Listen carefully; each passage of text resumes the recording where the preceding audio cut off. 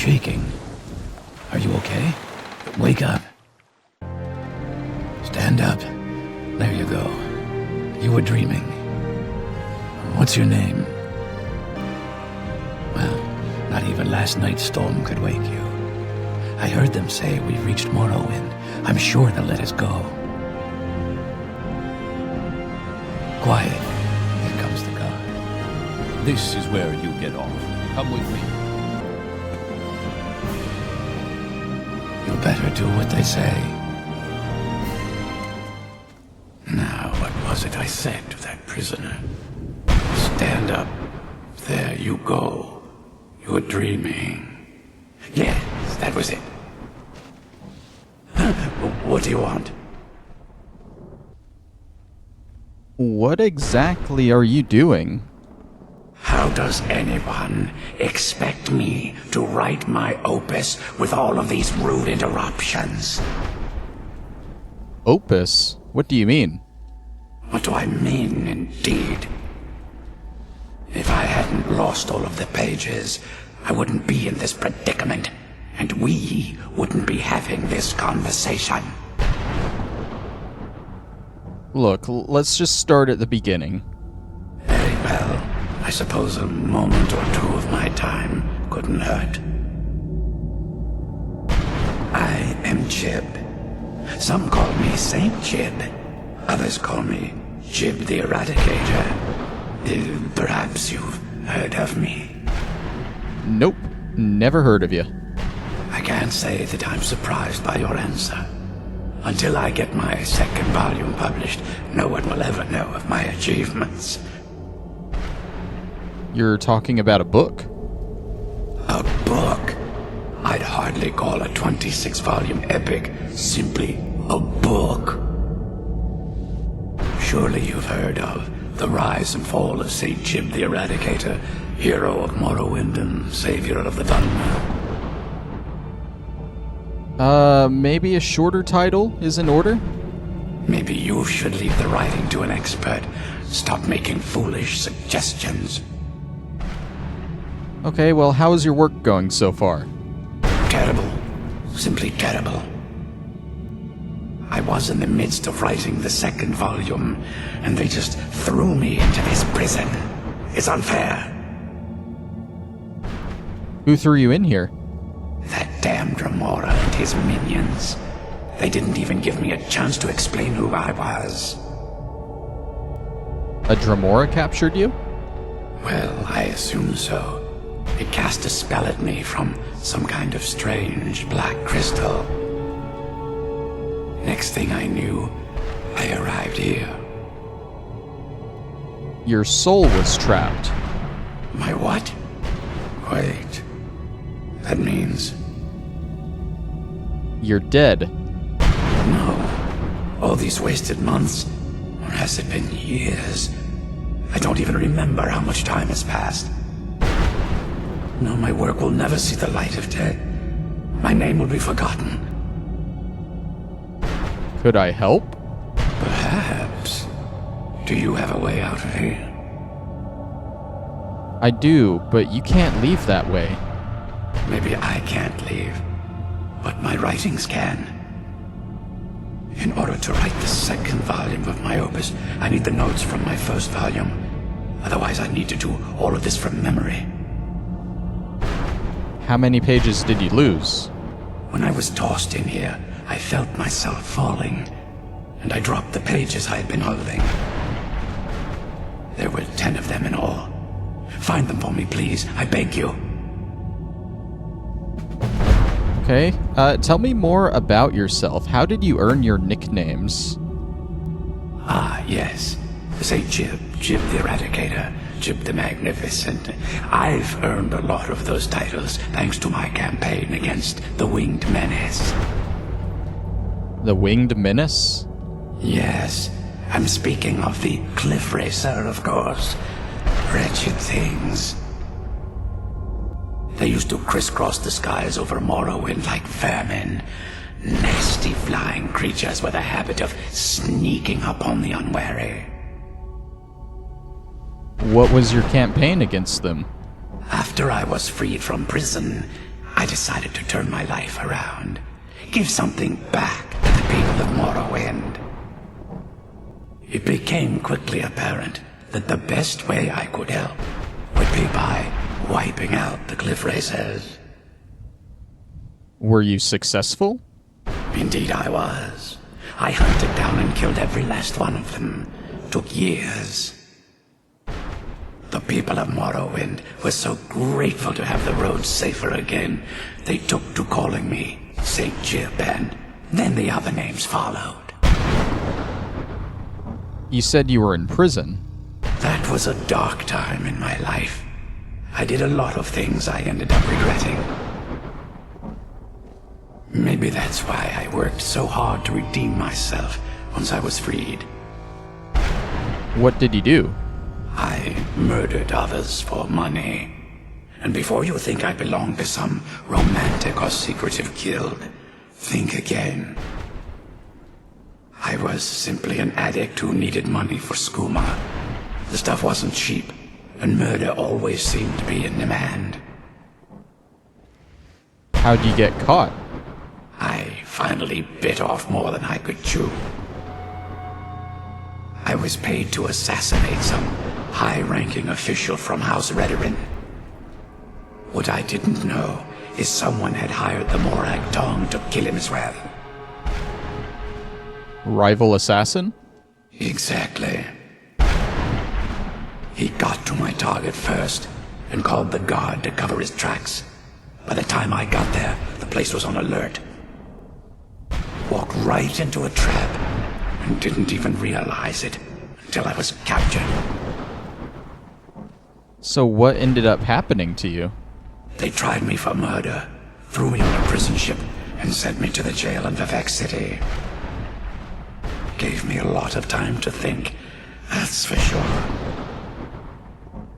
Why would a Dremora attack you? Well, that's a ridiculous question.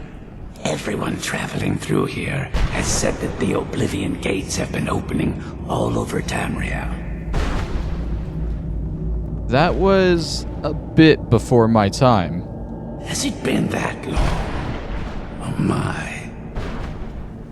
Well, it started with the followers of Mehrunes Dagon having Emperor Uriel Septim VII assassinated. Without a Septim on the throne of the Empire, Dagon was able to leave Oblivion through the gates and attack. Why was Dagon able to do this? All I heard is that without a Septim sitting on the throne of the Empire, the dragon fires in a place called the Temple of the One were no longer lit. This meant that we were vulnerable to the forces of Oblivion. What ended up happening? Well, I don't know. Everything seemed fine until that Dremora attacked me. I only heard later about the gates from the other souls. I can only assume the gates have been closed by now. Where were you captured? I had just moved from my ancestral home in Morrowind to the continent of Cyrodiil. I settled in the city of Kavach to write my memoirs and to find some peace and quiet. Is that where you were attacked? Indeed. One moment I was writing diligently, and the next, my door bursts open. It was a cadre of Dremora. The city was under attack. I took it upon myself to join the cause and fight the Dremora, thinking this would simply be another feather in my cap. Didn't work out that way, I assume. The reason I'm standing in front of you as only a whisper of my former self should tell you that. I never knew what became of Kavach. I wonder if they were triumphant without me. Now, where was I? Hello, and welcome back to another episode of Skyrim on Nyxus Gaming. It's weird doing an intro over 9 minutes into the video. If you couldn't gather what we're doing today. We are going over some collectibles related to Saint Jiub, the Eradicator, a character you meet right away in the third Elder Scrolls game, Morrowind. If you've even played 2 minutes of the main story, you've met this guy. And apparently he was in Oblivion too, in the town of Kvatch. Unfortunately, we were just a little bit too late to save him. And so he got captured by a Dremora and sent here to the Soul Cairn for over 200 years until we meet him again here in Skyrim as the last Dragonborn. Now it turns out he's been working on a little book, a 26-volume epic, I should say, about his life and how he became Saint Jiub the Eradicator. But he's lost all the pages. There are 10 pages scattered throughout the Soul Cairn here, and it's up to us to find them all and bring this story back to the world of Nirn with us. Now, unfortunately, these pages are scattered all about, and they're all out of order too. There's not really a good order to get them in. You can get 1, 2, 3, 4, 5 just in numerical order, but you will be crisscrossing all over this place to get them. So I will be grabbing them out of order in the best route that I find possible. Which means the first one that we are grabbing, it is directly due south of Saint Jiub here on this platform. And this is page 5. You can read these as you get them, but at the end of this quest, we'll be getting the whole thing in one convenient book that I will be reading. So without ado, let's go look for the rest. I'm gonna do my best on these to route them directly from the previous page we got, just so you guys know exactly where I'm going and how to get them. This next one is gonna be page 10, and in order to get it, you have to head directly west in the Soul Cairn from the previous page, page 5. Say hi to Arvak as you pass. He may or may not be there for you. But you're going to walk around this building. Make sure you don't get lost trying to go around it. It's a pretty straight cut, though. This next page is actually pretty much right next to the path you go through the wall at, pretty early into the Soul Cairn. And there's going to be a building to your right as you go through that wall, or as we are approaching it, it is to our left right about now. Don't get stuck in the trees like I did. You'll know that you're in the right spot because you will see a named soul named Morven Stroud. I believe he is a merchant that you can interact with in this area. We don't need him, though. We need page 10 on the barrel right next to him. Next up is page 1, and in order to get there, you're going to want to start here where you got page 10, or right next to Morven Stroud, if that is easier to find. And you're going to head back through the wall towards the beginning area of the Soul Cairn. But instead of following the road back to the portal, you're going to want to take a sharp left and follow the wall until you see this little outcropping here. There should be stairs leading straight up to page 1. Next up is page 6, and you're going to want to go almost directly southwest from your current location. I guess it's more west. You're basically going to this building dead ahead of us. It's more west than southwest. You'll head in here, and I believe a Bone Man or an enemy Wrath Man, whatever they're called, will spawn in front of it. There he is right there. But the page is sitting right in front of the chest, page 6. Page 8 is going to be in the next door building to the southwest over here. You can see it dead ahead. And it's also the one closest to the portal, so it could very well be the first one you grab. You see the portal where you enter the Soul Cairn there, and the building is right here. When you first approach it, there are going to be these bars here, and you don't see any discernible lever or anything to open them. And this is actually a mechanic that you might use a few times here in the Soul Cairn. All you got to do is shoot an arrow into these blue things, and you can see the bars opening up when you do so. Once that's done, you can walk right in and claim page 8. From here, page 3 is going to be located almost directly north. But if you go straight north, you're just going to run into a wall and not be able to get it. So what you're actually going to want to do is head close to where you enter through the wall to get to the other side of the cairn, but a little bit to the left you'll find this staircase here, which leads to another divided section of the soul cairn, and our page is going to be in this building directly ahead of you as you enter into this section. You'll climb 2 flights of stairs, and from here you want to be fast because you got this soul-sucking crystal thing, but the page is going to be directly in front of the chest at the top of these stairs. Next up, we are going for page 9. Up there is right where we got the previous page, and page 9 is going to be a little bit of a walk away from pretty much anywhere in the cairn. To start off, you're going to want to exit that section of the soul cairn, and then proceed left through to the big section of the cairn, the second area where the prison is. From here, I find it easiest to go about north-northwest in that direction over here. You'll know you're going the right direction because you'll see a building that has one of those soul-sucking crystals on it right there.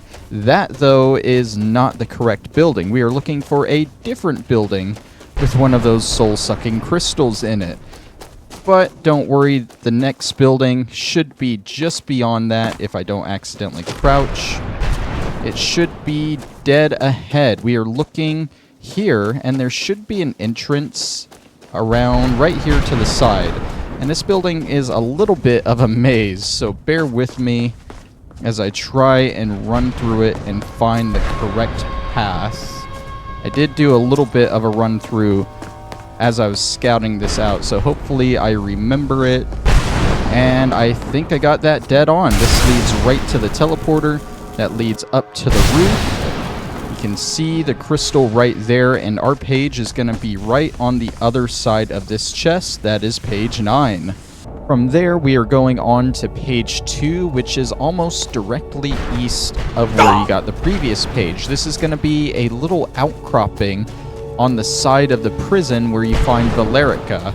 And fun fact, this is also where Durnavir stays when you've already defeated him in the Soul Cairn. I guess this is like his little home area. It even has a word wall and everything. This is the building in question right here, and the entrance should be over here to the right. Go ahead and walk on in. Say hi to Durnavir if you want, but the page is right here in front of the chest. Next up is page 4, and it's going to be located on another outcropping of the prison, but on the opposite side of it. So all you're going to want to do is exit the little area with Durnavir and start following this wall all the way around past where you go in to see Valerica, and just keep going. And once you're around this corner up here, you should see the outcropping any second now. There it is. You're gonna want to head up these stairs. There's gonna be another flight of stairs around here, but then the page is right in front of you. The final page is page 7, and from here you're going to want to go almost directly east from it. I don't recommend jumping off of that ledge like I did, but if you head directly east, you should run into a staircase building pretty quickly. It's almost at the edge of the map, I know that. You should see the barrier behind it. Yeah, it is right over here, past these little Wrathmans, whatever they're called, and here's the page. All you gotta do now is just head back to St. Jiub the Eradicator to turn in the pages. Luckily, there is a quest marker pointing back to him, so you won't get lost in the Soul Cairn. But if for some reason you don't have the quest marker or you're playing without them, I know there are some people that are crazy and will play games without quest markers. It is almost directly southwest of where you grab the final page. Not page 10, where you grabbed page 7. And he should be coming into view right there. You did it. You have all of my pages. Here's all of the pages. Finally. I never thought I'd see these again. These pages meant the world to me. Thank you.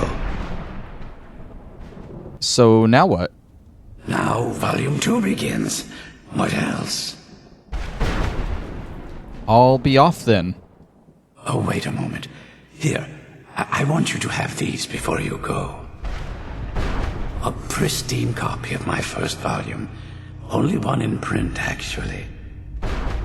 And take this as well. Seeing as St. Jiub has ascended to pure spiritual form, I won't need it any longer. And with that, he takes all the pages from you, you complete the quest, and he gives you a copy of the first volume, which is basically all of the pages you just got. It should be listed as St. Jiub's Opus, which we will be reading here in a second.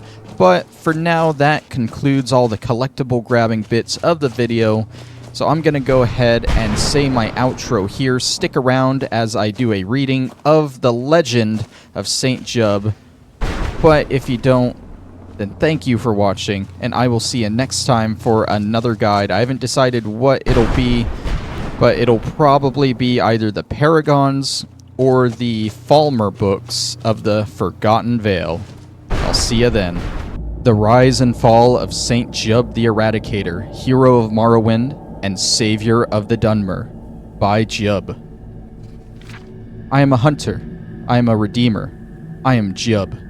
The tale of my rise to glory begins in the ash wastes of Morrowind. I rode alone, weapon at my side and the burning wind stinging my face. My quest was arduous, but necessary to ensure the survival of the Dunmer people.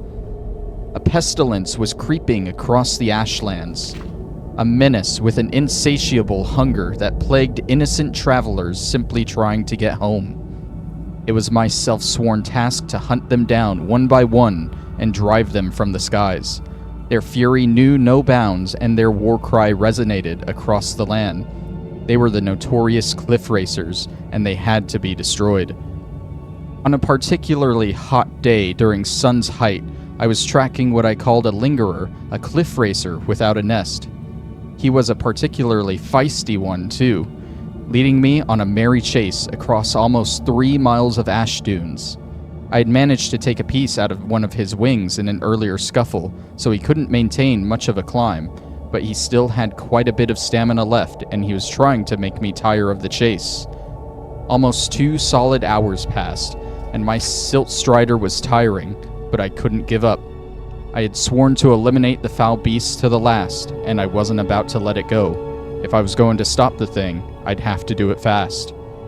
I pulled my longbow from my back and knocked my last arrow. I took a deep breath and pulled, trying to keep the cliff racer in my sights. It was literally a long shot, with the beast gaining distance and the silt strider bouncing me around at full gallop.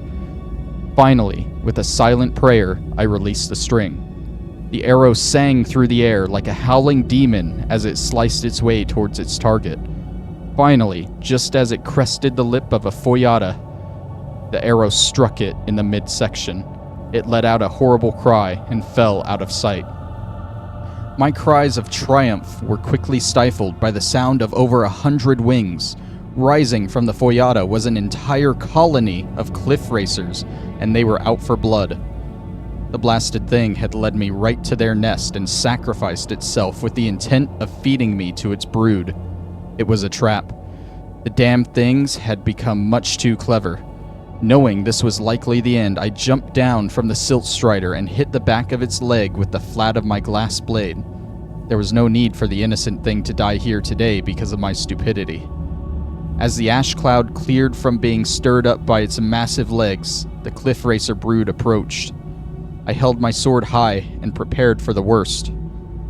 The battle lasted 2 full days. I was beaten, clawed, bitten, and knocked down more times than I care to remember.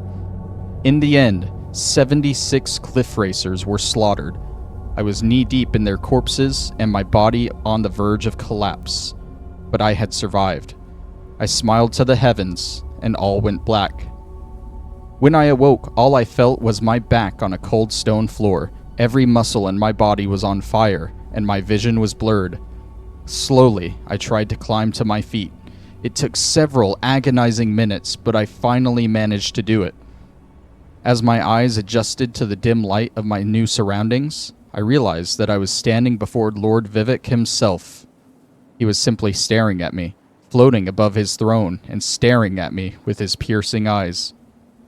When I began to prostrate myself as a sign of respect, he held up one of his hands as if to say it wasn't necessary. Was I dead? Was Lord Vivek pleased with me? Was he about to strike me down in anger for my somewhat sordid past? Suddenly I understood everything. Suddenly I realized that I was brought here for a reason. I should have died in those ash wastes, but Lord Vivek must have seen something inside me that he hadn't seen in millennia and decided to spare me from my fate. Thus began my ascent to sainthood. Thus began the rise of Jiub.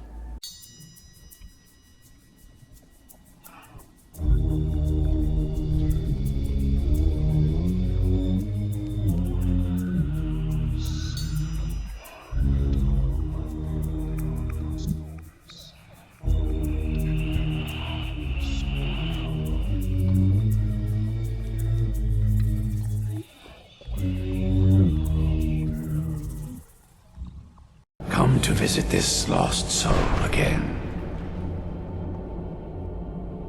What are you gonna do now?